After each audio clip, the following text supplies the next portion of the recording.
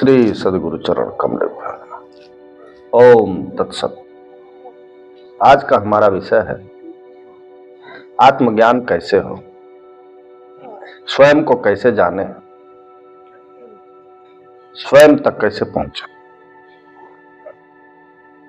जीव जो माया में लिप्त है, संसार में फंसा हुआ है, वह जीव स्वयं तक कभी पहुंच नहीं पा रहा। सामान्य तरीके से जो जीवन जी रहा है वह उसका स्वयं का जीवन नहीं है, वह संसार से जुड़ा हुआ है, संसार के द्वारा आरोपित जीवन जी रहा है, शरीर का जीवन जी रहा है, वह स्वयं का जीवन नहीं जी पा रहा। तो ये जो स्वयं को जानने का ज्ञान है वह आत्मज्ञान है। कई सारे बंधुओं का कहना है कि आत्मज्ञान कैसे हो, उसकी क्या पात्रता है, क्या योग्यता है, इसके बारे में बताइए। तो आज का जो हमारा विषय है वह आत्मज्ञान कैसे हो इसके बारे में है। सबसे पहले आपको हम बताना चाहेंगे, आत्मज्ञान जड़ बुद्धि वालों का विषय नहीं है। जड़ बुद्धि अर्थात जिसकी बुद्धि जड़ प्रधान हो, वस्तु प्रधान हो, संसार प्रधान हो, जिसकी वस्तु में लिप्तता हो, जो अपने से अधिक वस्तुओं को महत्व देता हो, जो अपने से अधिक संसार को महत्व देता हो, जो स्वयं से अधिक अन्य किसी को भी महत्व देता हो, आत्मज्ञान उसके लिए नहीं है, क्योंकि उसकी प्राथमिकता ही आत्म के प्रति नहीं है। स्वयं जिसकी प्राथमिकता में नहीं है, जो अपनी प्राथमिकता अपने को नहीं बना रखा है, उसके लिए आत्मज्ञान नहीं है। इसी को हमारे ऋषियों ने शास्त्रों में, उपदेशों में, वर्तमान में हमारे सदगुरु भगवान महाराज श्री का भी कहना था कि जो स्वयं को जानने का भाव नहीं रखता उसके लिए आत्मज्ञान नहीं है। सबसे पहले स्वयं को जानने की जिज्ञासा होनी चाहिए। अब यह जो जिज्ञासा है इसकी पूर्ति होती है विवेक से।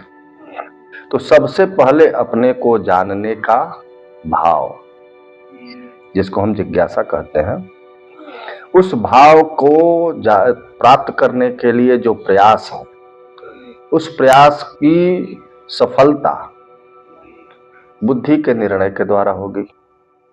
अब वह जो विवेक, इसको विवेक कहते हैं, कि जो जड़ है, जड़ जगत है, और जो चेतन है, जो नाशवान है, क्षणभंगुर है, विनाशशील है, उसको हम देख रहे हैं। संसार में जहां भी देखिए सब नाशवान ही है, सब परिवर्तनशील ही है, सब मरण धर्मा है। इस संसार का सबसे बड़ा भय ही मृत्यु है। सब मरने से भागते हैं, क्या मनुष्य, क्या पशु, क्या पक्षी, क्या चींटी, क्या हाथी, क्या मक्खी, सब मरने से भागते हैं। क्या मूढ़, क्या विद्वान। मृत्यु किसी को पसंद नहीं, किसी को प्रिय नहीं। क्यों? क्योंकि वह स्वयं को जोड़ बैठे हैं। किससे? मरण धर्मा के रूप में। तो इसका जब तक विवेक स्वयं जागृत न हो, अंदर से जब यह भाव आए कि हमें जानना चाहिए कि यह मरण धर्मा कौन है और अविनाशी कौन है, इसी को नित्य अनित्य वस्तु विवेक कहा आदि शंकराचार्य जी ने। कि सबसे पहला जो योग्यता होना चाहिए वह नित्य और अनित्य का विवेक करने की क्षमता, विवेचन करने की सामर्थ्य होनी चाहिए। अब ये आएगा कैसे? तो यह प्राप्त होता है प्रारब्ध से, पूर्व जन्म के संस्कारों से। और यह जीव को स्वयं में, गुरु के सामने जब जीव आता है तो गुरु को यह प्रत्यक्ष हो जाता है कि यह इस जीव की सामर्थ्य क्या है। इसीलिए गुरु की शरणागति, तत्वदर्शी की शरणागति हर जगह पहली योग्यता मानी गई, कि जब तक आप शरणागत नहीं होंगे आपकी योग्यता का पता नहीं लगेगा।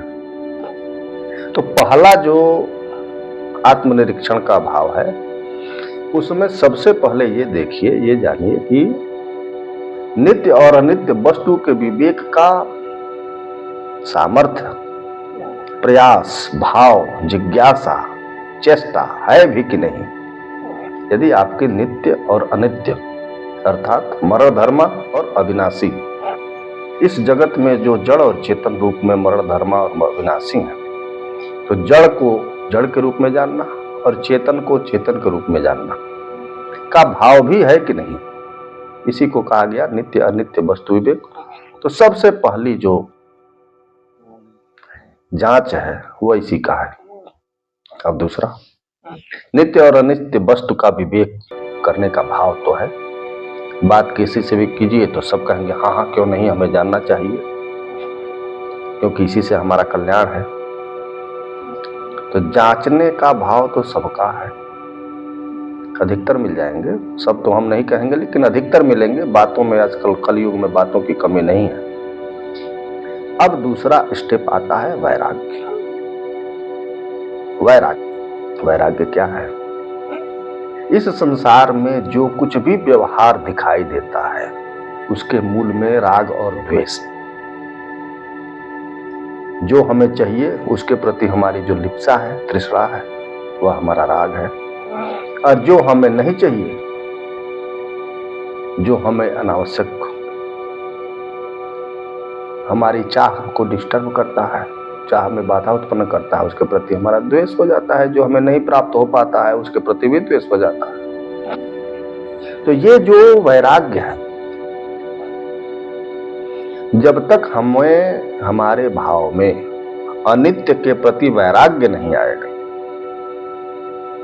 अब देखिए, सबसे पहला क्या चरण बना कि हमें पहले ये पता करना है संसार में कि क्या क्षणभंगुर है, क्या नाशवान है, क्या मरण धर्मा है, और क्या अविनाशी है, क्या अनश्वर है, क्या चेतन है, क्या शाश्वत है।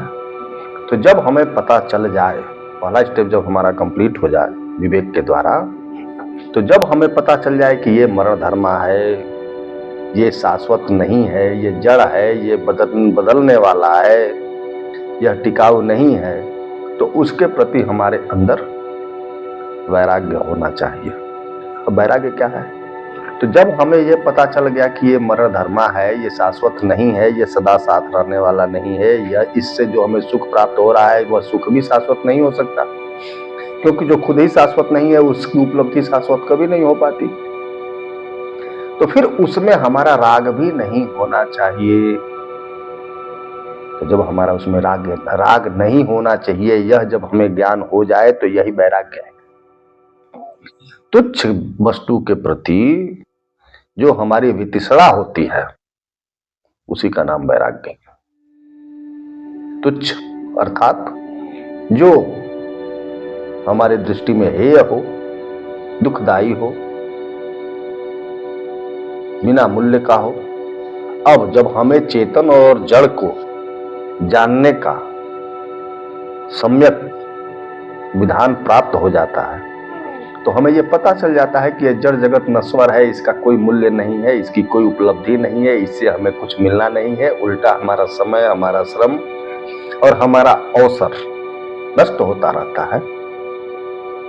तो हमारी बुद्धि वैसे ही इस संसार के प्रति हेयपूर्ण हो जाती है, तुच्छ दृष्टि हो जाती है। इसी को घृणा बुद्धि भी कहा जाता है। आज शंकराचार्य जी ने इसको बहुत स्पष्ट कहा है, जुगुप्सा शब्द का प्रयोग किया है, घृणा बुद्धि शब्द का प्रयोग किया है। मैं इसको तुच्छ बुद्धि के रूप में कहता हूं, घृणा हम नहीं कहेंगे, लेकिन हम तुच्छ तो अवश्य कहेंगे कि यह तुच्छ है, यह त्याज्य है, यह राग करने योग्य नहीं है। तो दूसरा जो हमारा चरण है, जो दूसरा सोपान है, जो हमारा दूसरा स्टेप है, वह है वैराग्य। अब वैराग्य उस जड़ जगत के प्रति, तो ये दूसरा स्टेप हमारा स्पष्ट हुआ। पहला स्टेप हमारा जड़ और चेतन के प्रति विवेकवान होना, दूसरा जड़ के प्रति वैराग्यवान होना, तीसरा जब हम जड़ के प्रति वैराग्यवान हो जाते हैं तो इसको हम बनाए कैसे रखें, तो उसके लिए 6 क्रम बताए गए। उसको षट संपत्ति के रूप में भी कहा गया। जैसे पहला है, जब हमें पता चल गया कि यह जड़ जगत नाशवान है, तुच्छ है, तो इससे हट करके चेतन सत्ता शक्ति जो है उस वह अविनाशी है, शाश्वत है। तो हमारा जो लक्ष्य होना चाहिए, हमारा जो ध्यान होना चाहिए, वह क्या होना चाहिए? चेतन को प्राप्ति के प्रति, चेतन के प्रति एकाग्र होना चाहिए। इसी को कहा गया सम। 6 जो हमारे संपत्ति हैं, सम, दम, उपरति, तितिक्षा, श्रद्धा और समाधान। आप आध्यात्म क्षेत्र में जब जाएंगे, आध्यात्मिक विद्वानों के साथ बैठेंगे, संत महात्माओं के साथ बैठेंगे, तो वो इस 6 को बताएंगे। खास करके जो शंकराचार्य संबंधित पीठ है, उसमें तो इसका बड़ा महत्व है। सम क्या है? जड़ जगत के प्रति विमुख होकर चेतन सत्ता शक्ति के प्रति सम्मुख होते हुए सानिध्य प्राप्त करने का, एकाग्र होने का जो भाव है, जो वृत्ति है, उसका नाम सम है। अब हमारी इंद्रियां तो विषय भोग प्रधान है। हमारी इंद्रियां बनी ही है विषयों के लिए। हमारी इंद्रियों की जो रचना है प्रकृति के द्वारा, वह बनी ही है पंचमहाभूत, उसकी तन्मात्रा, उससे संबंधित विषयों को जानने, समझने, अपनाने के लिए। जीवात्मा इन इंद्रियों के माध्यम से ही जीव इस संसार से जुड़ा हुआ है। तो अब इस संसार से विरत होने के लिए, विमुख होने के लिए आवश्यक है कि हम इंद्रियों को संसार की तरफ न जाने दें।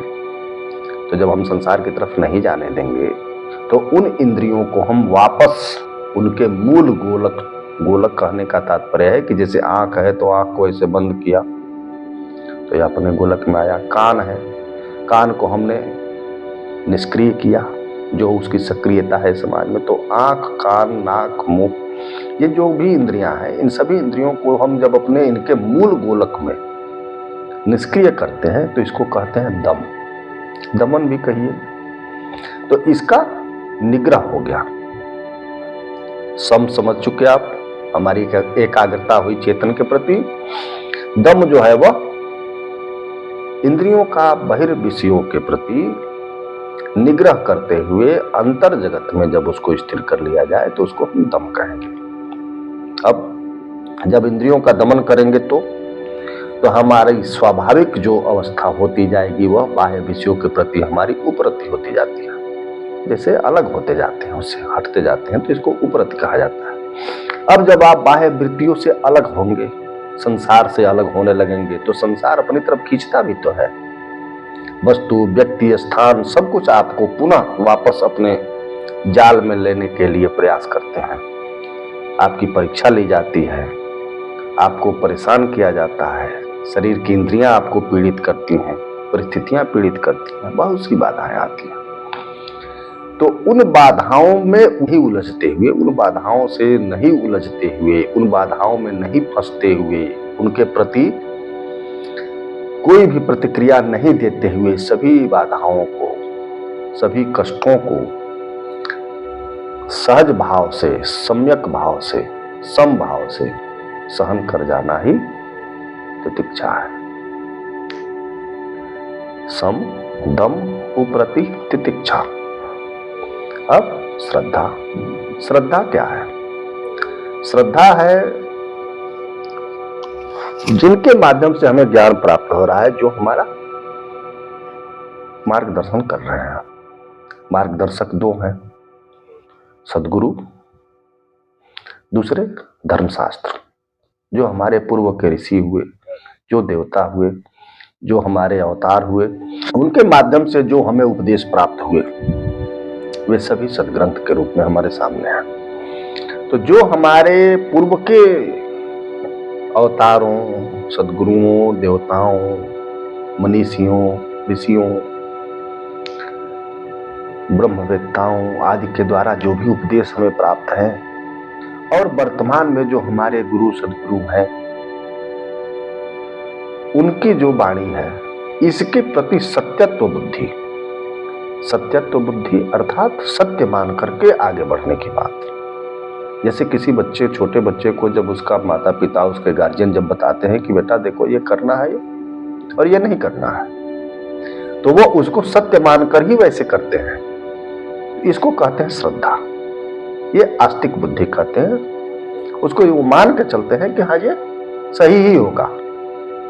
ये बहुत आवश्यक है। श्रद्धाहीन जब रहेंगे तो कभी उपलब्धि नहीं हो पाएगी।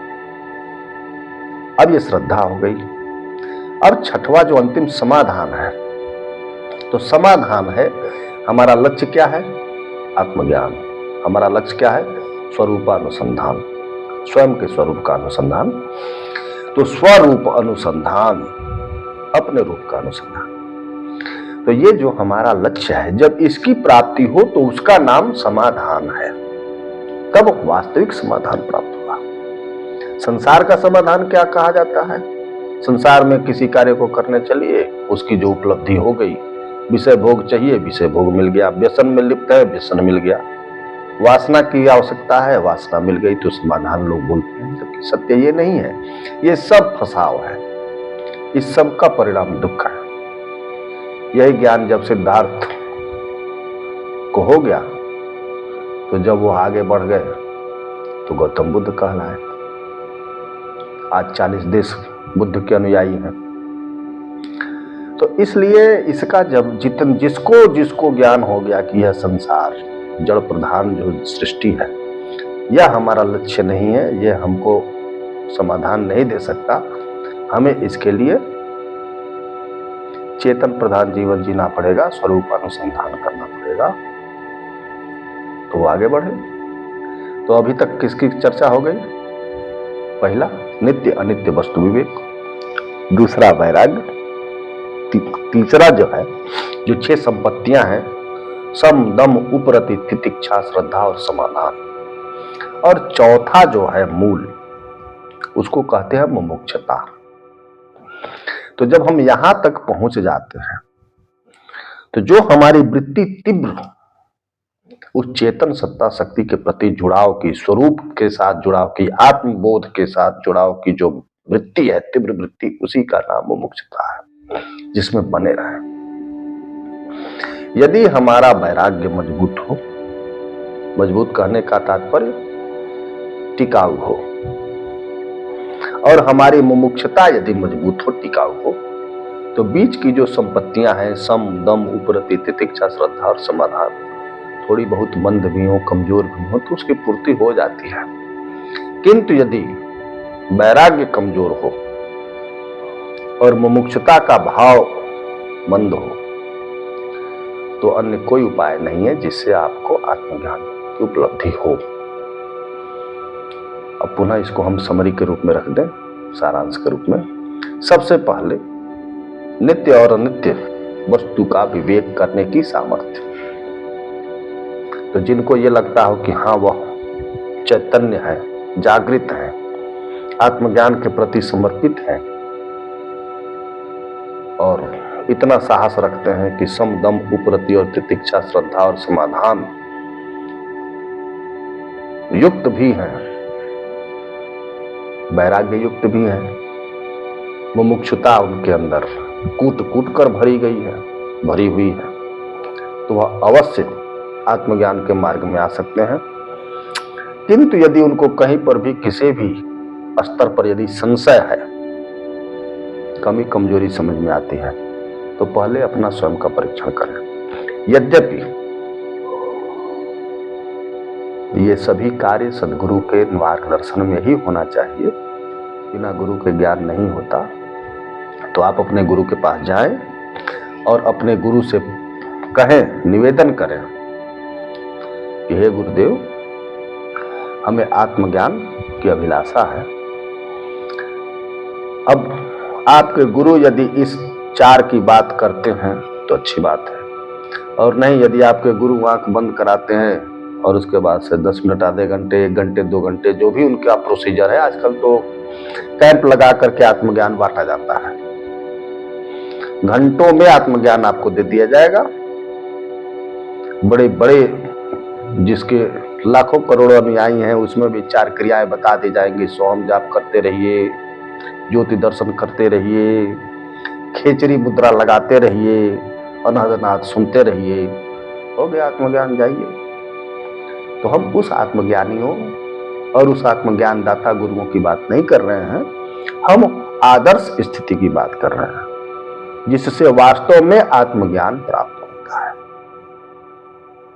कलयुग की सबसे अच्छी बात क्या है कि यहां पर जिस प्रकार चेला शॉर्टकट वाले हैं, उससे फास्ट गुरु जी लोग शॉर्टकट वाले हैं।